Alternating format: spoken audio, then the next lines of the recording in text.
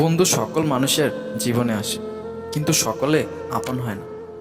আপন সেই বন্ধুই হয় যে সকলকে হাসাতে পারে, অন্যকে সুখী রাখতে পারে, অন্যের কষ্ট ভাগ করে নিতে পারে, আবার ভালোবাসতে পারে।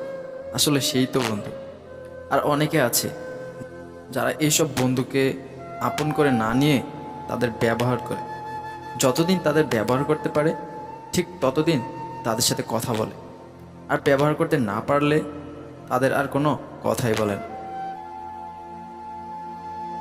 অনেকেই বলে সমবয়সী সম্পর্কগুলো নাকি কখনো কোনো পরিণতি পায় না, কিন্তু কখনো ভেবেছেন যে তারাও ভালোবাসে, আর তারাও আসবকার সম্পর্কের মতো একটা পরিণতি চায়?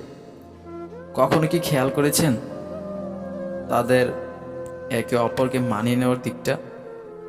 ভালোবাসা কখন কার সাথে হবে তা কেউ জানে না, আর সমবয়সী কাউকে ভালোবাসাটা কোনো অপরাধ না।